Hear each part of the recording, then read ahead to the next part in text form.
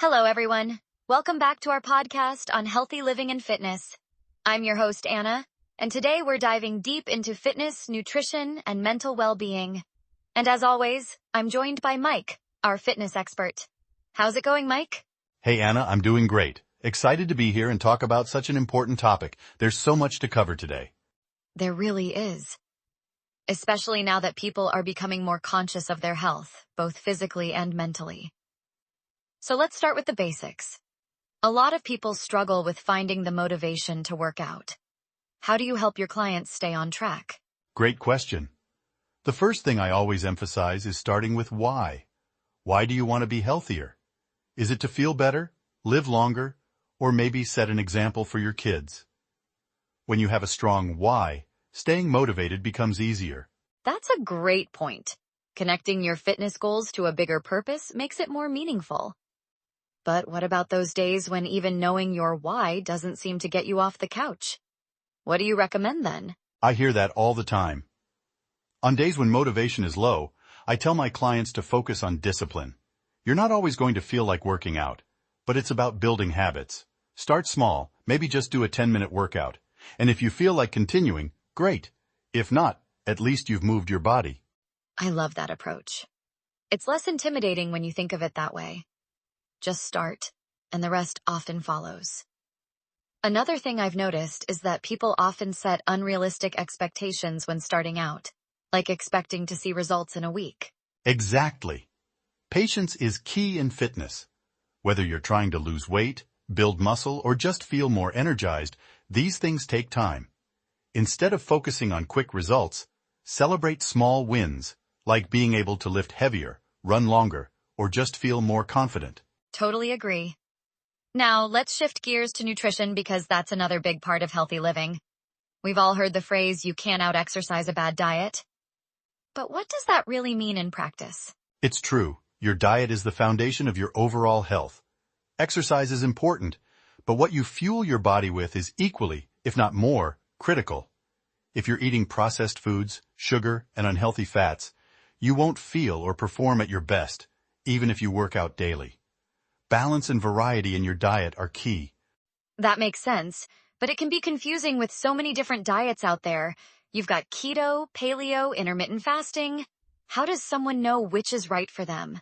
Great question. I think the best diet is the one that works for you and that you can stick to long term. There's no one-size-fits-all approach. The key is to find something that makes you feel good, both physically and mentally, without being overly restrictive. I always suggest focusing on whole foods, vegetables, fruits, lean proteins, and healthy fats. Exactly. Whole foods are the way to go. One of the things I struggled with in the past was finding balance.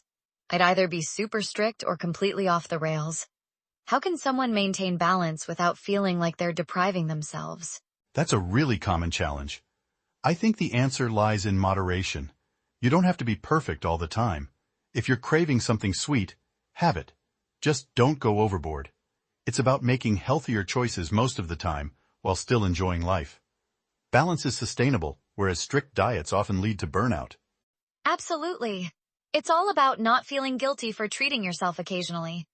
Let's talk hydration for a minute because people often overlook that. How much water should we really be drinking? Hydration is super important. The general rule is about 8 cups a day, but that can vary depending on factors like activity level, climate, and even your diet.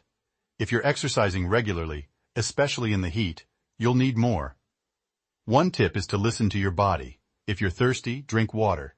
And keep an eye on the color of your urine. It should be light yellow. That's such a simple but effective tip. And since we're talking about hydration and recovery, let's not forget sleep. I know that's something a lot of people struggle with, especially in our always-on world. Oh yeah, sleep is absolutely crucial, and it's often overlooked. When you're sleeping, your body is recovering, muscles repair, hormones regulate, and your brain gets a chance to recharge. I tell my clients that getting 7-9 hours of good quality sleep is just as important as the time they spend in the gym. Exactly. And it's not just about the quantity of sleep, but the quality as well. Things like having a regular bedtime routine, avoiding screens an hour before bed, and creating a relaxing environment can make a huge difference. Yes, sleep hygiene is something I really emphasize. And remember, No amount of coffee or energy drinks can replace good sleep.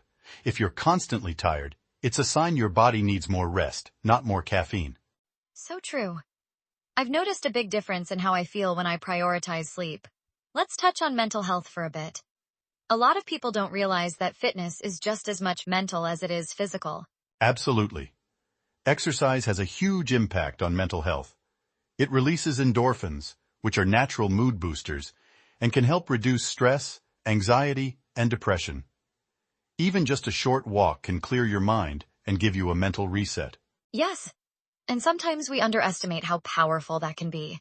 I've found that when I'm stressed, moving my body, even for a little bit, helps me refocus and feel more balanced. How do you incorporate mindfulness into your fitness routine?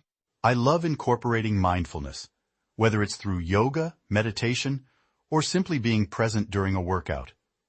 I encourage my clients to focus on how their body feels during each exercise, the rhythm of their breath, and staying in the moment. It's not just about the physical gains, it's about connecting your mind and body. I love that approach. It's about creating a mind-body connection. So, to sum up, we've covered a lot today. Motivation, discipline, balance in diet, hydration, sleep, and even mental health. What's the final takeaway you'd like to leave our listeners with? I think the biggest takeaway is that health is a journey, not a destination. Don't get caught up in the idea of perfection. Focus on making small, sustainable changes that add up over time. And most importantly, enjoy the process. It's about feeling good, inside and out. That's such great advice. Thank you so much, Mike, for sharing your wisdom with us today. I think our listeners are going to find a lot of value in this conversation. Thank you, Anna. It's always a pleasure. And to everyone listening, take it one step at a time and remember to enjoy the journey. And with that, we wrap up today's episode of our Healthy Living podcast. Don't forget to subscribe, share, and leave us your thoughts. Until next time, stay healthy, everyone.